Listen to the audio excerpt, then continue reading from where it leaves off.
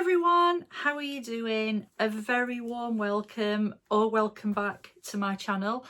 If we've never met before, hello, my name's Alison and I'm a 50-something witch living here in the United Kingdom in a small town called Chesterfield in Derbyshire, and I'm here to talk to you about all things witchy, witchy lifestyle, all the things that bring us witchy types joy and some mundane lifestyle as well. And it's so nice to have you here. Welcome, and I hope that you'll enjoy spending time with us in this lovely little community that we've got built up. This week I want to talk to you about this oracle deck. And this is the Ostara deck in the series of the Seasons of the Witch Oracle deck. Now, this one's been keenly anticipated because it's the final one in a series of 8. There are 8 to correspond with the 8 Sabbats on the Witch's Wheel of the Year, if that's not something you're familiar with. And this one completes the series. And I've been looking forward to this. And I'm very much looking forward to having a look at it with you because I haven't opened it yet. I've been waiting for the right moment, and it's very much something that I'm looking forward to sharing with you. Now, if you follow my channel regularly and take part in our community area, you'll know that I've got a little bit of a difficult relationship with this particular series for reasons that I'll go into later on in the video. But I am very much looking forward to this one. And this is the, I've only got one more to get now, and that's the Beltane one. Beltane's the 1st of May, and I'm planning to treat myself to that one next month to complete the series. But this one has been sitting on my altar, getting ready to be opened. Haven't looked at it yet, got absolutely no idea what these cards are going to be like, and I've purposefully avoided reading any reviews or looking at any online images of the cards because I want them to be a complete surprise and want you to share in that with me. So today's the day. It's a very dull grey afternoon here in Chesterfield, and it's the perfect time to sit down, grab a cuppa, and let's have a look at these together and see what we think of them. So yeah, let's get cracking. As I was setting up my little table ready to open the cards, I was joined by little George, who came for a kiss and cuddle and a noggin smoosh, and I'm never going to turn him down. I know you love to see him too, so here he is.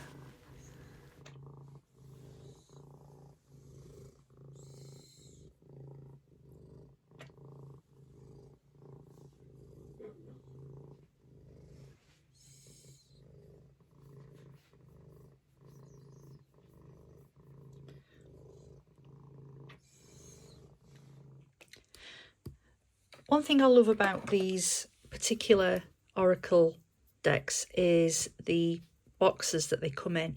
They're always really sturdy, and I really like that. They also look really lovely on a shelf or wherever else you choose to keep them. And yeah, the box is lovely, really sturdy and very practical for carrying your cards around if that's something that you do. So I'm gonna open this up. It's always a nice thing to take the film off a new box, and let's have a look inside.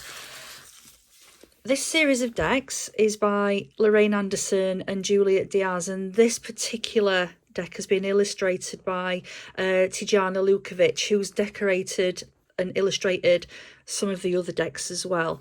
And so I'm expecting quite a lot from Tijana's illustrations because I do enjoy them. Now, when we open this box up, there's always the moon inside the lid, and the first thing we're going to see is the little guidebook. Going to go back to that in a second, because the first thing I want to do before I even look at these cards is just give them a cleanse with a little bit of incense. So I'm just going to take the band off. I won't put the band back on. I very, very rarely do. So I'm just going to give these a little cleanse. I know this is a brand new deck and it's not been through many hands up to now, but it's mine now, so I only want it to have my energy on it. And this is something I do with all new decks, no matter how I come by them, and I do this for any deck that I get, whether it's brand new or second hand. So I'm just going to take it around the stack.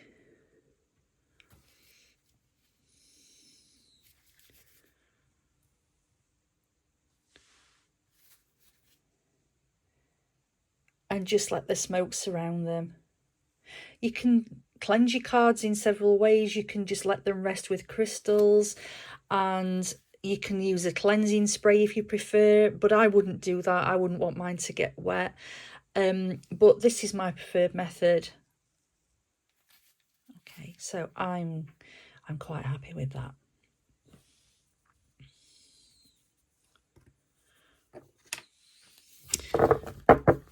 Okay, so the first thing I'm noticing about these cards is the beautiful rainbow edging.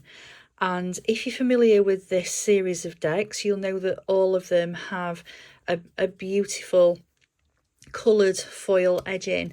And this one is so pretty. I love that this is in kind of pastel spring colours, perfect for the season. And yeah, that's so pretty. I have seen quite a few reviews of other decks in this series, and the users have said that they've noticed that the edging starts to wear off after not much use. I have to say that I haven't found that with any of my decks in this series, and I found that the edging has stayed exactly as it is.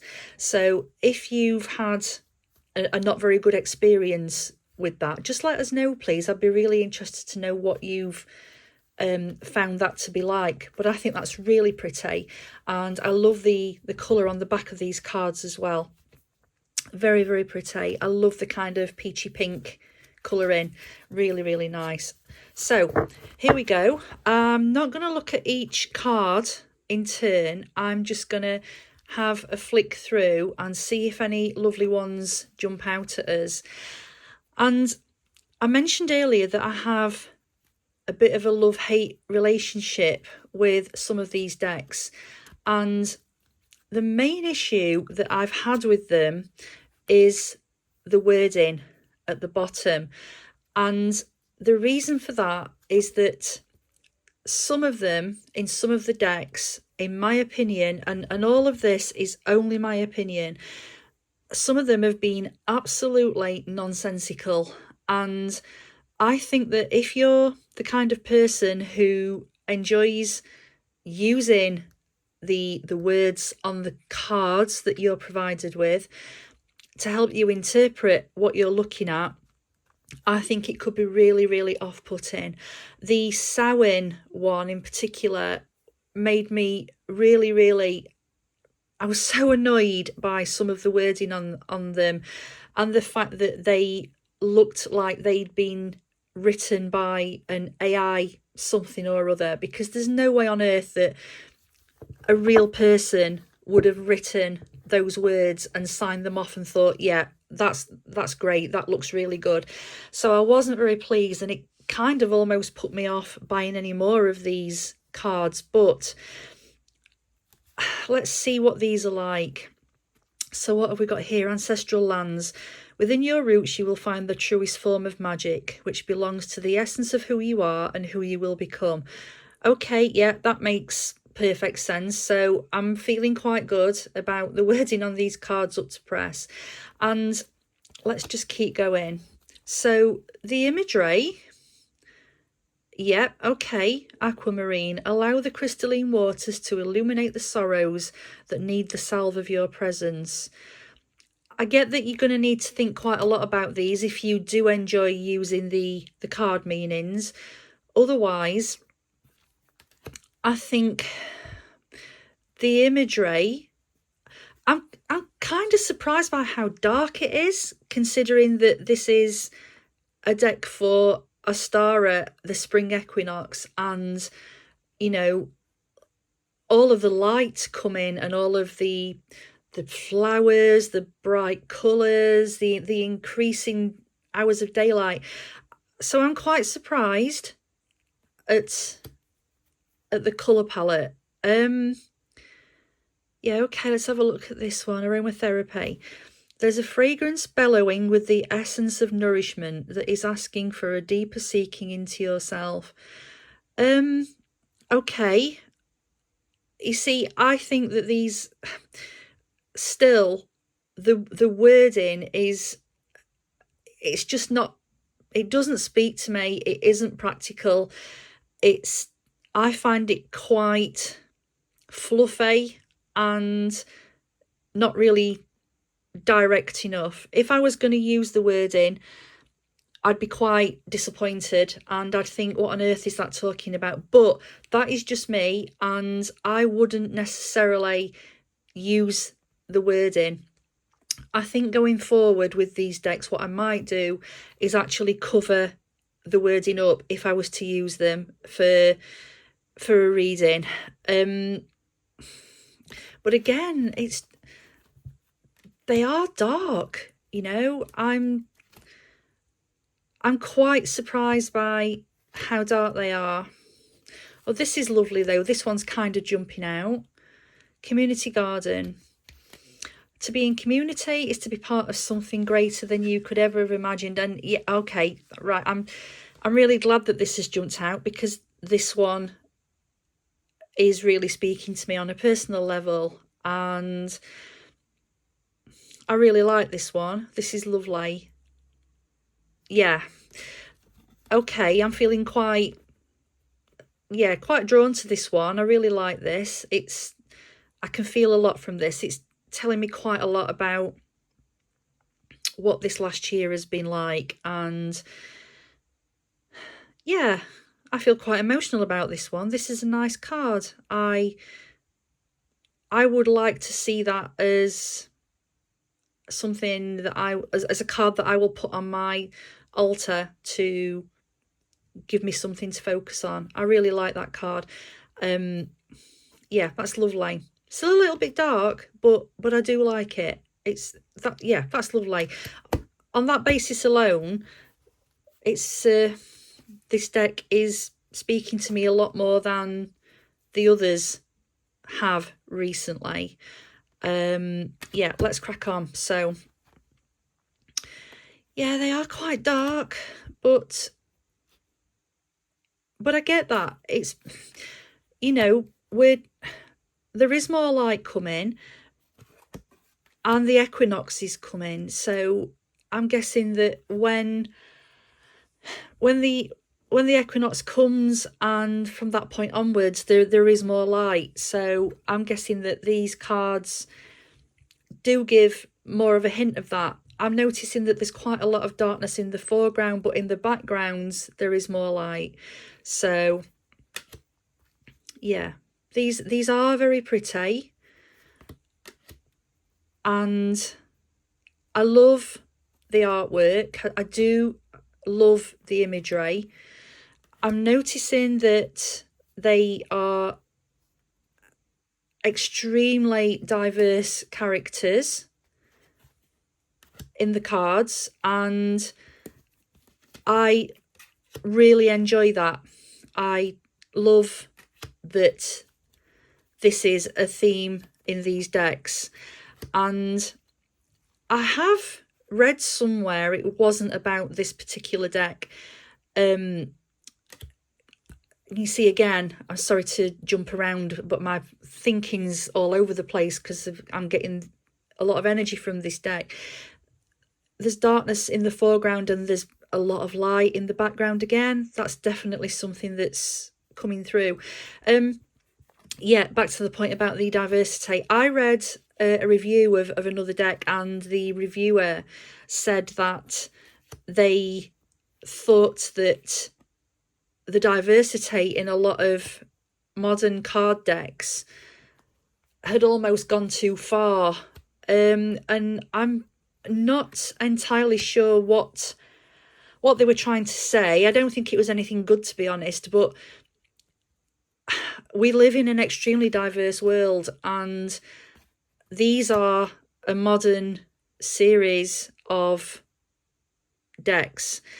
And if you are the kind of person who does not want to see diversity in your tarot and oracle decks, there are hundreds of thousands of traditional decks out there that will satisfy whatever you want to see in a traditional deck. If you don't want to see diversity in a card deck, I know I might sound a little bit ranty, but these are modern cards, and you know, if you want to go down the traditional path, you can do that, and that's absolutely fine. But personally, I am open to all forms of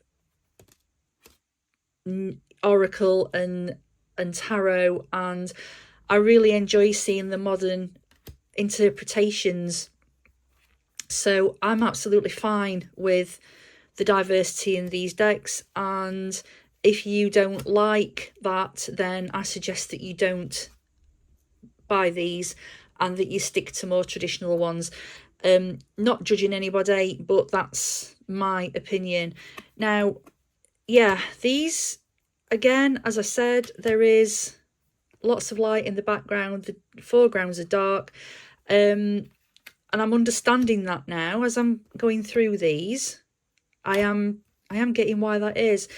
I'm really enjoying this artwork. It's so pretty, and the characters on the cards are beautifully drawn, and the energy I'm getting from these is much nicer than the decks that I've spoken about previously, particularly the Samhain deck, which I really hated, and I'm very unlikely to ever use that one again, which is a shame because Samhain's my favourite season of the year. But I just think that it was the darkness. Now, of course, I know that Samhain is dark, of course it is, but I got nothing from the cards. I got no light whatsoever. I couldn't pull anything positive from them. Didn't enjoy them. I will keep them because they are part of the series, and I wanted the series, and I'm glad that I've got them because it really proves to me how the energy can differ between decks. And so yeah, I'm speaking from the heart here, and I hope this is making sense. This is the first time I've seen these cards, and I'm feeling quite a buzz from them, to be honest. I think these are lovely. Yeah, they're so pretty, aren't they? They really are, and I'm loving the light in the background. I know I keep talking about that, but that's really jumping out at me. And all the wording that I'm seeing so far makes complete sense. Apart from a couple that I've looked at and thought, what does that mean? But obviously that's something that is for me to focus on at a later date. But yeah, I like these. I really do. I think that this deck, along with, I loved the Mabon deck and I love the Letha deck as well. They were both absolutely beautiful. I think that this deck is up there with those two, and I will enjoy working with these. So pretty. And the cards themselves are the lovely, slightly shiny, and they are very sturdy. They have got some bend to them, but I know from my experience of these of the other decks in this series that they excuse me, are easy to shuffle. They shuffle very easily, and none of them have cracked and become damaged when I've used them. So my first impressions of this deck are that I love it. I was surprised by the darkness of colours, but as the times passed and I've gone through the whole deck, I understand what's happening and why that is, and I appreciate it. And that number 7's just jumped out at me again. So yeah, I think these are lovely. I'm really impressed so far, and I can't wait to do some more work with these. Let's have a look at the little guidebook that always comes with these cards. Now, I think that one of the strengths of this series of decks is in the guidebooks, which are always lovely. They're always in full colour and always easy to read. It's a lovely size, and they always have really helpful little spreads in there. Personally, no matter what deck I'm using, I enjoy using a Celtic Cross spread, and I also like to do just a simple 3-card spread to look at a situation. So I mean, you might have your personal favourites, but they're mine. And yeah, there's always at least 3 or 4 different spreads, and there are always hints and tips for how to use the cards, which is great if this is a first deck that you're buying, and will help to give you a little bit of insight into how to use them. And there are always at the front of the book a little list of themes relevant to the season and the Sabbath that we're looking at in relation to these cards, to tell you what we're focusing on. So these are great keywords to use when you're doing card draws or thinking about the season and what it means to you. So yeah, these are lovely. I'm always happy to have a look at these little books. They're the perfect size to carry around if you're in the process of learning more about the deck. And there are always little readings in the book. I think I just spotted one there on the Pink Moon card. Was it the Pink Moon one? Yeah. So giving you little affirmations to use in relation to the card. And this is lovely. I'm, you know, always impressed with these books, and I think that they're a really important part of this particular series of decks. I think that's lovely, and I'm going to look forward to spending a little bit of time with this. Well, I have to say that I am feeling really, really chuffed with these cards, and I really enjoyed having a flip through them and picking up on their energy. And yeah, I'm really, really pleased, because in view of my opinion of the most recent decks relating to the most recent Sabbaths, I wasn't really chuffed with them at all, to be honest. And these feel much better. And my biggest surprise with them is the colours that the artist has chosen. But I get it. I understand as I went through, it made more sense. And I think that they're perfect, to be honest. And I'm really going to look forward to using these. I'm really sorry, I'm just trying to put my thoughts in order, and I promised that I'd be honest about what I think, and I'm speaking from the heart, and this is my live reaction to this deck. And I love the diversity. As I've said, if you've got a problem with that, go elsewhere, literally. And I think I'm really going to enjoy working with this. The community garden one kept jumping out at me, and I loved that. And I am looking forward to doing a single card draw later to go on my altar and give me my focal point for the week. I love it. I think it's fab. I am so pleased, and I'm really glad I've got this one, and this has redeemed the others that I don't enjoy at all, and I can see me using this a lot in the days ahead, not only through Ostara though, also in, you know, in months to come, because I like the energy of it. I think it's lovely, and I'm so pleased, honestly, because I was a little bit, what's the word, apprehensive almost about what this was going to look like, but I'm so pleased I've got it, and I would love to know what you think of this deck. I know that lots of you have got it, and I'd love to know what you think about the colours, what you think about the words, if you use the words on the cards, which I don't as a rule, but I know that lots of people like them and use them to help them. But I'm very, very keen to know what you think about this. So please do share in the comments, and let us know what you think. Now, yeah, honestly, I'm really, really chuffed with this, and I will explain, actually, I know I've used that word a few times, a little Britishism there for you. If you're really chuffed about something, it means that you're really happy, you really love it, it's really made you feel, well, chuffed, really.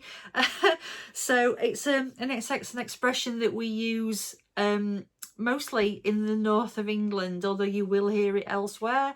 So if you ever hear me say that I'm chuffed about something, that's what I mean.